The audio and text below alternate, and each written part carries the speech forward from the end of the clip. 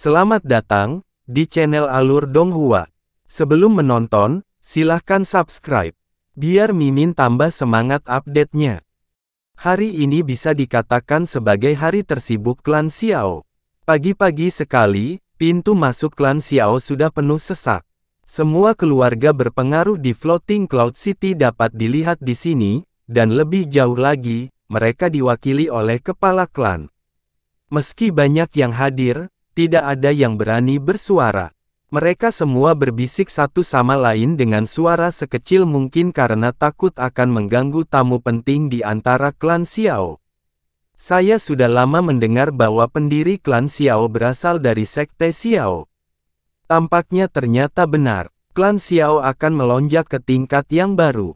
Kita harus menjaga hubungan baik dengan mereka mulai sekarang. Untung aku tidak pernah menyinggung klan Xiao, kalau tidak aku tidak akan bisa makan atau tidur dengan tenang. Mu tua, kenapa kamu datang juga? Oh, semua orang bergegas untuk menjadi yang pertama di sini, jadi saya tidak bisa tidak datang. Mereka di sini untuk menjalin hubungan, tapi saya di sini untuk berjaga-jaga. Bagaimana jika bocah dari sekte Xiao itu memeriksa berapa banyak keluarga berpengaruh di kota awan terapung, dan kemudian melihat bahwa tidak ada seorang pun dari keluargamu yang datang ke sini? Jika mereka menemukan kesalahannya, maka seluruh keluarga saya harus menanggung akibatnya. Pintu masuk klan Xiao tetap tertutup, dan semua orang di luar menunggu dengan sangat hati-hati. Tidak satu pun dari mereka yang berani pergi. Mereka menunggu sampai jam 9 pagi. Sebelum fajar, sebuah platform telah didirikan di tanah kosong di tengah-tengah klan Xiao, dengan kursi, meja, dan segala jenis peralatan dipasang di sekitarnya. Pada pukul 8 pagi, klan Xiao mengeluarkan perintah mendesak agar seluruh penduduknya berkumpul. Seketika, penduduk klan Xiao berkumpul dan segera bergegas ke tempat pertemuan. Dalam waktu kurang dari 1/4 jam, semua orang di klan Xiao, baik tua maupun muda, sudah berada di posisi yang ditentukan dan tidak ada satupun yang hilang. Hari ini akan menjadi hari paling penting bagi klan Xiao. Mereka semua jelas tahu apa yang akan terjadi hari ini, dan sebagian besar terlihat gembira dan antisipasi. Bahkan ada beberapa dengan bakat biasa-biasa saja yang masih berharap dalam hati mereka untuk mendapat kesempatan dipilih oleh orang-orang dari sekte Xiao. Xiao Ce pada dasarnya adalah orang terakhir yang tiba. Ketika dia berjalan sambil memimpin tangan Xia Qingyue dengan kecepatan yang tidak cepat atau lambat, dia langsung menjadi fokus semua orang yang hadir. Tentu saja, jika hanya dia sendiri, kemungkinan besar tidak ada seorang pun yang mau melihatnya dua kali. Yang penting adalah Xia Qingyue di sisinya. Dia memiliki postur yang sangat anggun dan corak yang cukup memikat untuk menaklukkan tidak hanya kota, tetapi juga dunia. Orang-orang di sana bertindak seolah-olah mereka sedang melihat peri sungai yang sangat indah berjalan perlahan ke arah mereka. Hal ini terutama berlaku bagi para remaja putra, yang berdiri di sana dengan mata berkaca-kaca dan jantung berdebar kencang. Bahkan ada yang tanpa sadar meneteskan air liur di sudut mulutnya. Sebaliknya, Xiao Ce di sampingnya, wajahnya pucat, kelopak matanya terkulai, matanya tampak tidak berjiwa, dan langkah kakinya tidak bertenaga. Ia bahkan belum berjalan belasan langkah dan sudah menguap 3 kali dengan penampilan seperti orang yang pernah melakukan hubungan ual berlebihan dan kini ingin sekali tidur. Ketika mereka memikirkan hal ini dan juga melihat mereka berdua bergandengan tangan, beberapa orang mengatupkan gigi saat seluruh tubuhnya gemetar. Mata mereka memancarkan ketidakpuasan yang mendalam dan kecemburuan yang membara. Saat memikirkan tentang keindahan surgawi ini, seorang dewi yang mereka dambakan dalam mimpinya ditekan setiap hari oleh sampah yang paling mereka anggap remeh, perut mereka hampir terbelah karena amarah dan kecemburuan. Penampilan Xiao Ce yang setengah tertidur dan sangat lelah bukanlah sebuah akting, tapi jelas itu bukan karena hubungan intim yang berlebihan. Akan aneh jika dia memiliki energi ketika dia bangun jam 3 pagi untuk perawatan akupuntur rutinnya, bekerja setengah mati, dan kemudian terbangun lagi pagi-pagi begini. Sedangkan untuk tangan mereka yang tergenggam, itu pasti bukan perbuatan Xia Qingyue. Sebaliknya, ketika mereka sedang berjalan, Xiao Ce tiba-tiba meraihnya di bawah pengawasan orang banyak. Karena Xia Qingyue tidak bisa membebaskan dirinya dengan tidak sopan, selain fakta bahwa dia sudah terbiasa memegang tangannya beberapa hari terakhir ini, dia hanya bisa membiarkannya.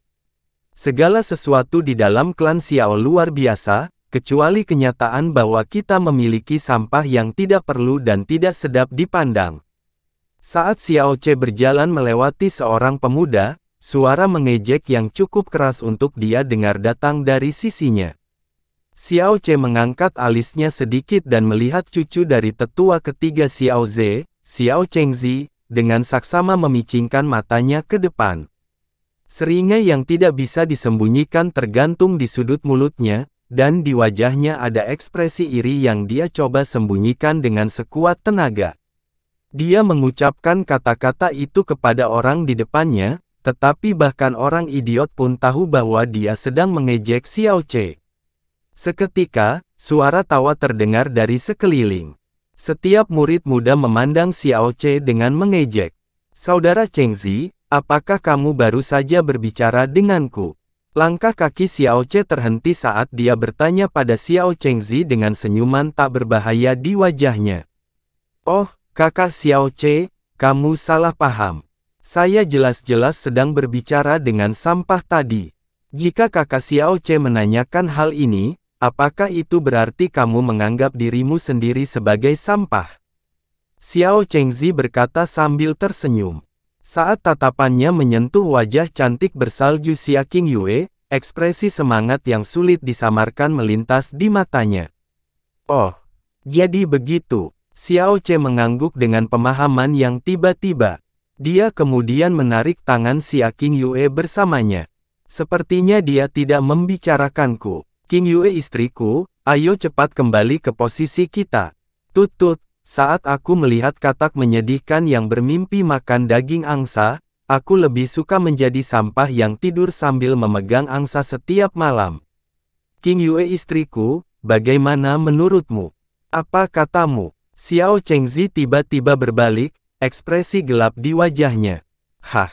Xiao Ce terdiam dan memandangnya dengan terkejut. "Saudara Chengzi, ada apa?"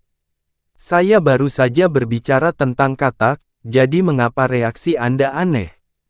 Jangan bilang kalau Chengzi punya hubungan khusus dengan katak yang kubicarakan. Anda..." Bibir Xiao Chengzi yang gemetar menunjukkan kemarahannya yang luar biasa, namun dia tidak bisa memikirkan hal lain untuk dikatakan. "Qingyue istriku, sebaiknya kita segera pergi. Seekor katak akan menggigit ketika ia merasa cemas. Jika kita digigit oleh benda ini, bukankah kita akan merasa jijik sampai mati?" Saat Xiao Ce berbicara, dia menarik Xia Qingyue menjauh. Otot wajah Xiao Chengzi mengejang saat dia hampir muntah darah. "Cr. Qingyue, kemarilah." Di tengah kerumunan, Xiao Ce dengan cepat melihat Xiao Lai memanggilnya dengan Xiao Lingqi di sisinya. Dia dan Xia Qingyue dengan cepat berjalan mendekat. Setelah Xia Qingyue menjalani perawatan akupuntur Xiao Ce, belum lagi fisiknya, bahkan wajahnya pun menunjukkan perubahan besar. Mengabaikan fisiknya, kulitnya menjadi lebih halus, cerah dan bercahaya. Namun, perubahan warna kulit ini memiliki arti berbeda di mata Xiao Lai. Melihat Xiao Ce dengan jelas memancarkan sikap tidak bersemangat, Xiao Lai merendahkan suaranya dan berkata sambil terkekeh, "Cr, kamu masih terlalu muda. Anda baru setengah dewasa, dan tubuh Anda masih berkembang. Mengenai masalah antara pria dan wanita ini, Anda harus mengendalikan diri Anda semaksimal mungkin, jika tidak maka akan membahayakan tubuh Anda." "Ah!" Xiao Ce menatapnya. Setelah pulih, dia hanya bisa menganggukkan kepalanya karena malu. "Ini, saya mengerti. Di masa depan, saya pasti akan mengontrol. Ah, Dia mengeluarkan suara kesakitan. Tangan kecil yang dipegangnya tiba-tiba menusuknya tanpa ampun dengan kukunya. Xia Qingyue memalingkan wajahnya, tapi samar-samar orang bisa melihat sepetak merah muda perlahan menyebar di pipinya. Dia benar-benar tersipu. Xiao Ce hendak menjelaskan dirinya dengan tenang ketika dia sekali lagi meringis kesakitan, tangan kecil Xiao Lingxilah yang dengan kuat mencubit lengan kirinya. "Bibi kecil, kenapa kamu mencubitku?" kata Xiao Ce sambil menatap Xiao Lingqi, ekspresi bersalah di wajahnya. Xiao Lingqi cemberut dan juga menghadap ke arah lain, mengabaikannya karena marah. Tuan muda Xiao telah tiba. Pada saat ini, teriakan keras dan jelas terdengar dari depan kerumunan. Kerumunan segera terdiam ketika mata semua orang beralih ke sumber suara, ingin melihat sekilas keanggunan anggota Xiao Sekte. Tidak lama kemudian, seorang pemuda berpakaian mewah dengan sikap bangga berjalan melewati kerumunan. Xiao Mosan tidak lebih dari setengah langkah di belakangnya, dan Xiao Yunhai berada di depan secara pribadi yang memimpin. Baik ekspresi maupun postur tubuhnya berbeda, bahkan tidak ada sedikit pun rasa tidak hormat. Di bawah bimbingan Xiao Yunhai, Xiao Kuangyun berjalan menaiki platform yang didirikan dan duduk di kursi kehormatan di tengah. Dia mengalihkan pandangannya ke anggota klan Xiao di bawahnya dengan tatapan angkuh, seperti seorang kaisar yang memandang rakyatnya. Sesaat kemudian, dia mengangguk ke Xiao Yunhai untuk menunjukkan bahwa mereka mungkin mulai. Apakah ini peluang besar dari Sekte Xiao? Jika kita tidak membicarakan hal lain, penampilannya masih terlalu jelek. Bukankah gen dari Sekte Xiao yang hebat seharusnya tangguh? Dia seharusnya tidak diadopsi, kan? Xiao Ce bergumam pelan. 100 darinya tidak bisa dibandingkan dengan C kecil. Xiao Lingqi menggema sebagai jawaban. Begitu dia mengatakan itu, dia ingat bahwa dia seharusnya marah padanya. Dia sekali lagi dengan cepat mengeluarkan suara huff, dan memalingkan wajahnya untuk mengabaikannya. Sier, jangan bicara omong kosong, kata Xiao Lai dengan suara rendah. Oh, jawab Xiao Ce sambil berhenti bicara. Apakah semua orang dari klan Xiao ada di sini? Xiao Kuangyun perlahan berkata dengan mata setengah terbuka dan nada suara malas.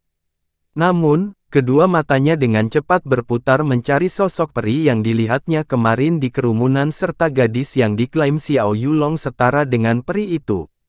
Itu sudah dikonfirmasi. Semua orang hadir, tidak akan ada satu pun yang hilang, kata Xiao Yunhai dengan ekspresi serius di wajahnya. Sangat bagus. Xiao Kuangyun mengangguk. Pandangannya kemudian mengarah ke pintu masuk utama. Siapa orang-orang yang berdiri di luar pintu itu? Melapor kepada Tuan Muda Xiao, mereka semua adalah keluarga kuat di kota awan terapung. Mereka telah berkumpul di sini sejak dini hari tadi, berharap bisa melihat keanggunan Tuan Muda Xiao. Jawab Xiao Yunhai sambil setengah bangkit dari kursinya. Seperti itu. Xiao Kuangyun mengangguk lalu berkata sambil melambaikan tangannya, karena mereka adalah tamu, kita tidak bisa membiarkan mereka menunggu di luar seperti itu. Biarkan mereka masuk. Memiliki orang-orang di luar klan Xiao yang menyaksikan masalah hari ini juga merupakan hal yang baik, jika tidak, orang lain nantinya akan mengatakan bahwa saya bersikap bias.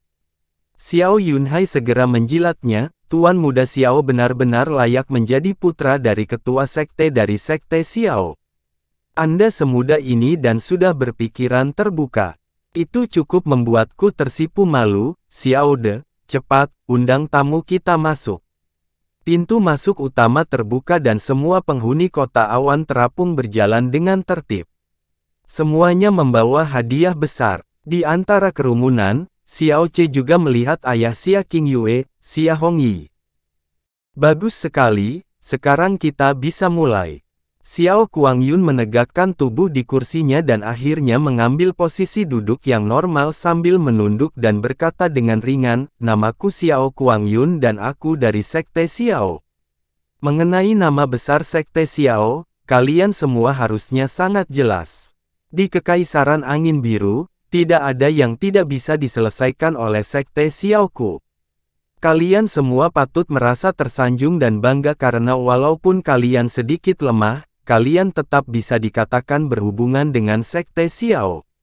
Pendiri klan Xiao adalah putra salah satu tetua Sekte Xiao kami. Namun, meski pendiri Anda adalah putra seorang penatua, ia sebenarnya lahir dari seorang pelayan perempuan. Statusnya sangat rendah sehingga tidak layak disebutkan, dan kekuatannya yang dalam sangat kurang. Sebagai sepotong sampah, dia tidak layak untuk tetap berada di Sekte Xiao. Pendiri Anda kemudian dibuang oleh penatua itu ke tempat ini, dan itulah bagaimana klan Xiao Anda muncul. Kata-kata Xiao Kuangyun yang sangat kasar tidak menyembunyikan rasa jijiknya terhadap seluruh klan Xiao dan pendiri mereka. Beberapa anggota klan Xiao merengut mendengar ini, tapi tidak ada yang berani membuat keributan. Xiao Kuangyun benar-benar liar, tetapi di dalam klan Xiao, dia benar-benar berhak menjadi liar. Belum lagi pidatonya yang menusuk telinga, bahkan jika dia memanggil seluruh anjing klan Xiao, semua orang di klan Xiao harus mendengarkan dengan patuh. Pastinya tidak akan ada orang yang berani membalas. Bahkan ada kemungkinan bahwa beberapa orang akan mengibaskan ekornya. Sebelum penatua Xiao Zeng meninggal, dia mengingat kasih sayangnya kepada putranya, dan meninggalkan harapan terakhirnya. Dia berharap kita akan menemukan orang dengan bakat terbaik di antara generasi muda di sini untuk dibawa kembali ke Sekte Xiao. Xiao Kuangyun mengambil daftar nama yang telah disiapkan Xiao Yunhai semalaman, melihat sekelilingnya, dan kemudian dengan arogan berkata, hari ini, saya pribadi akan memeriksanya. Sebentar lagi, siapapun yang namanya saya panggil akan datang ke hadapan saya dan menunjukkan kekuatan Anda yang dalam. Namun, bakat tidak ditentukan oleh tingkat kekuatanmu, tetapi oleh fondasi dan potensimu. Sebelum saya datang ke sini, ayah saya yang terhormat menyuruh saya membawakan sejumlah bubuk pembuka mendalam. Orang yang dipilih tidak hanya akan dibawa kembali ke Sekte Xiao, tetapi juga akan menerima bubuk pembuka mendalam ini sebagai hadiah. Pengobatan yang baik hanya dapat dinikmati oleh mereka yang mempunyai bakat yang cukup. Itu hanya akan sia-sia jika digunakan pada badan sampah. Mengatakan ini, tatapan Xiao Kuangyun mengarah ke Xiao Yunhai. Tuan klan, keluarkan bubuk pembuka yang mendalam. Meskipun ini adalah hadiah untuk klan Xiao, kamu seharusnya tidak mengeluh tentang memberikan ini kepada orang dengan bakat terbaik sebagai hadiah, kan? Tidak peduli betapa konyolnya kata-kata Xiao Kuangyun, Xiao Yunhai tetap tidak berani melakukan reservasi.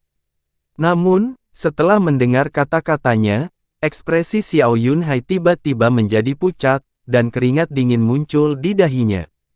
Dia tidak bergerak untuk mengambil bubuk pembuka yang mendalam, melainkan berdiri di sana dengan bingung.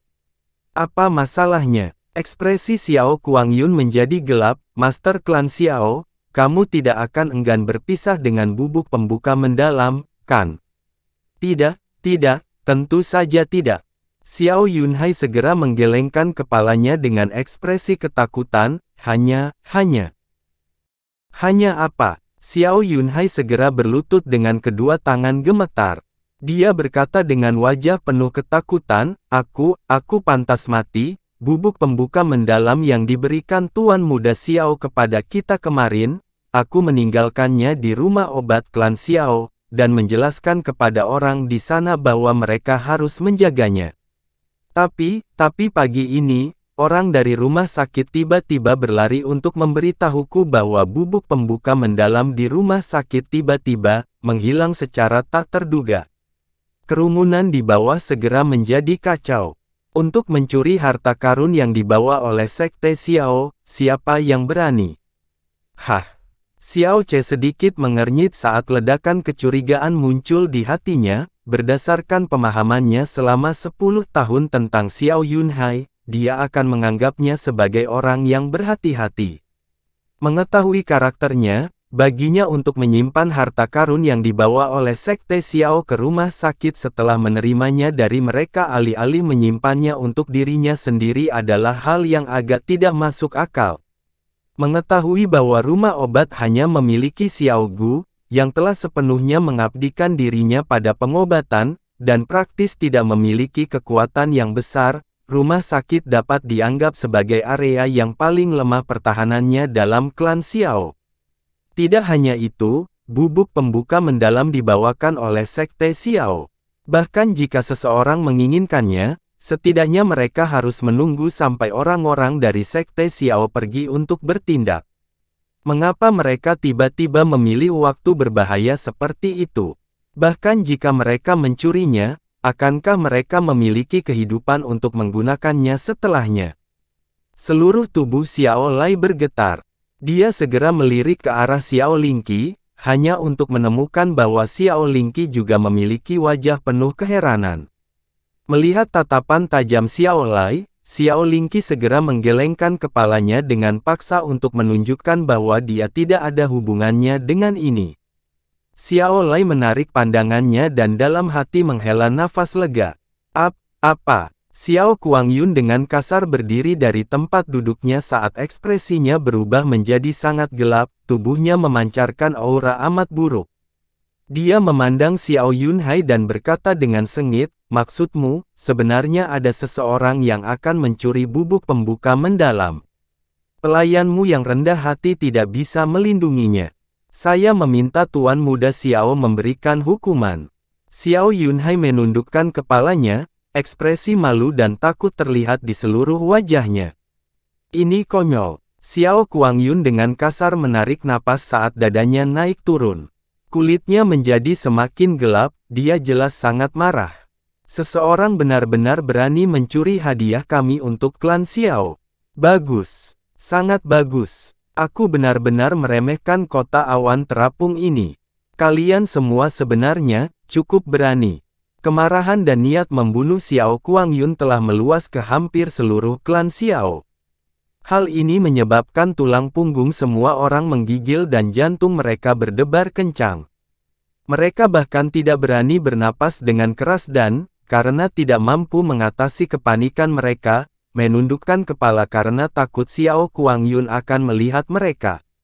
Xiao Ce setengah menutup matanya, tatapannya langsung ke mata Xiao Kuangyun.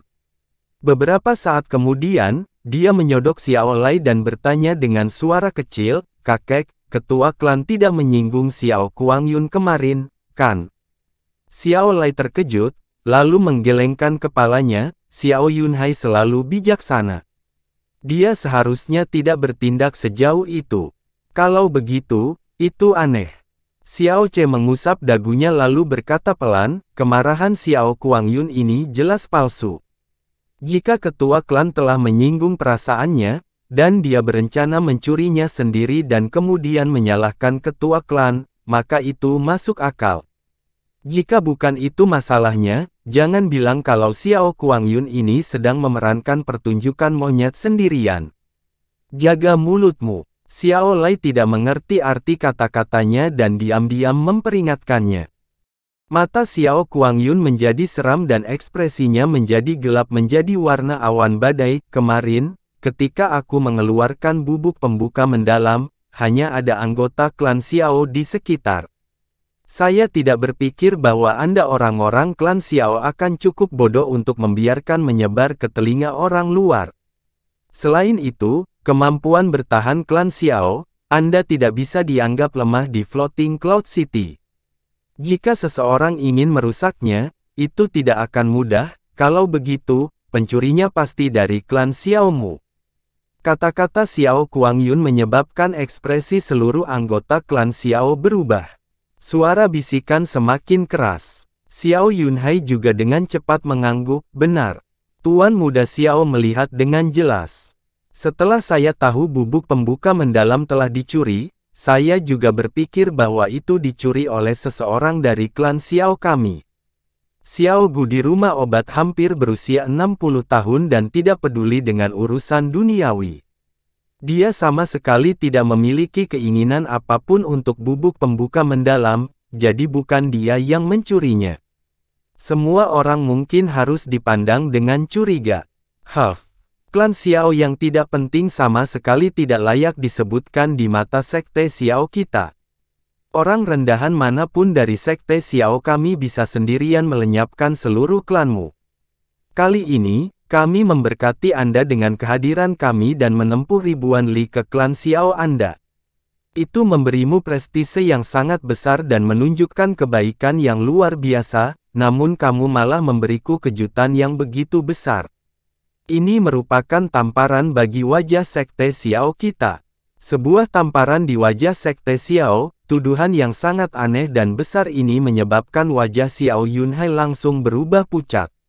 Mata Xiao Kuangyun seperti ular berbisa, menyapu dari satu wajah ke wajah lainnya.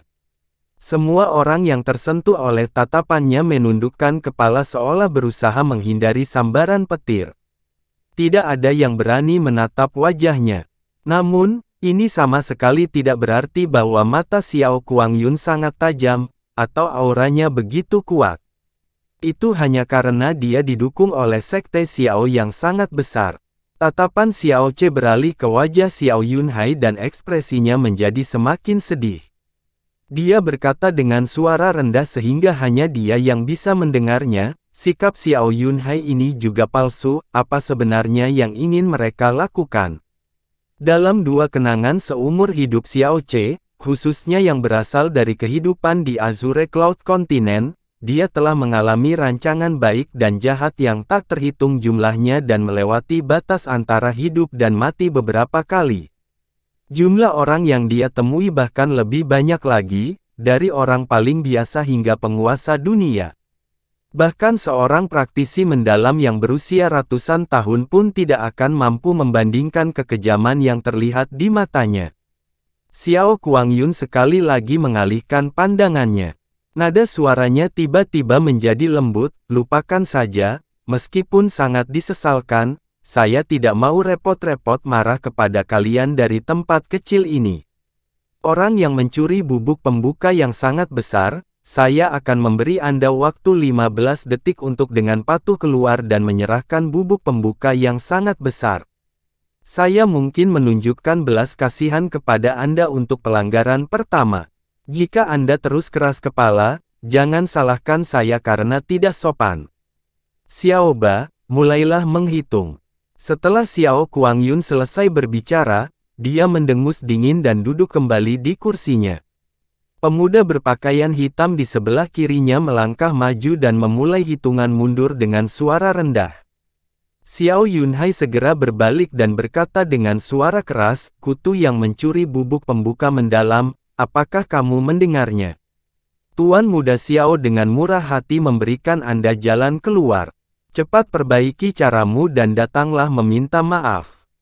Jika tidak, apalagi Tuan Muda Xiao, seluruh klan Xiao tidak akan pernah memaafkanmu." 12, 11, 10, 9, pria berpakaian hitam bernama Xiao Ba terus menghitung mundur. Semua orang di klan Xiao menoleh untuk melihat tetangga mereka, satu demi satu menebak siapa yang cukup ceroboh hingga berani mencuri sesuatu yang dibawa oleh sekte Xiao.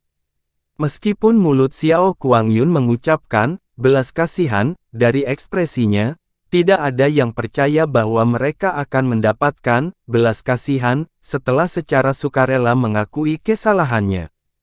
4, 3, 2, 1, waktunya habis. Suara Xiao Ba melemah, lalu dia melangkah mundur. Xiao Kuangyun sekali lagi berdiri, tatapannya gelap dan kejam saat dia mencibir, "Aku sudah memberimu kesempatan. Karena kamu tidak mengetahui hal yang baik ketika kamu melihatnya, jangan salahkan aku karena kejam setelah aku menangkapmu." Xiao Jiu. Iya, setelah teriakan Xiao Kuangyun, seorang pemuda berpakaian hitam lainnya melangkah maju dan segera mengangkat telapak tangannya. Pusaran air dengan kekuatan besar mulai mengembun di telapak tangannya. Master klan Xiao, bubuk pembuka mendalam dicuri bersama kotak hitamnya, kan? Iya, mereka dicuri bersama-sama. Xiao Yunhai mengangguk. Wajahnya menunjukkan ekspresi curiga, seolah dia tidak mengerti mengapa dia menanyakan pertanyaan ini. Bagus sekali, di kotak hitam yang berisi bubuk pembuka mendalam adalah tanda dari kekuatan mendalam unik sekte Xiao kami, tanda elang. Selama kita menggunakan kekuatan unik Xiao sekte, kita dapat dengan cepat menentukan keberadaan setiap tanda elang di sekitarnya. Begitu Xiao Kungyun selesai berbicara, tangan Xiao Jiu tiba-tiba turun saat geraman itu ada keluar dari bibirnya. Tubuhnya kemudian berubah menjadi angin kencang saat dia bergegas ke arah kanannya seperti kilat. Kecepatannya sangat cepat, dalam sekejap dia menghilang dari pandangan semua orang. Sepertinya kita sudah menemukannya. Xiao Kuangyun mencibir, rasa kepuasan diri yang mendalam muncul di kedalaman matanya. Luar biasa, seperti yang diharapkan dari sekte Xiao, tidak ada setetes air pun yang bisa bocor. Wajah Xiao Yunhai juga menunjukkan ekspresi bahagia, yang kemudian menjadi gelap lagi. Dia dengan sungguh-sungguh berkata, "Tuan Muda Xiao, sifat masalah ini terlalu keji." Tidak hanya hal itu memicu kemarahan Tuan Muda Xiao, tetapi juga menyebabkan klan Xiao kami kehilangan cukup banyak muka. Jadi tidak peduli siapa pencurinya, meskipun itu putraku, Tuan Muda Xiao tidak perlu khawatir. Kamu harus menghukum mereka dengan keras. Tentu saja. Tak seorang pun yang telah menyinggung sekte Xiao Ku akan mendapatkan akhir yang baik. Saat ini, hembusan angin kencang bertiup. Xiao Jiu sudah bergegas kembali, tangannya memegang sebuah kotak kayu.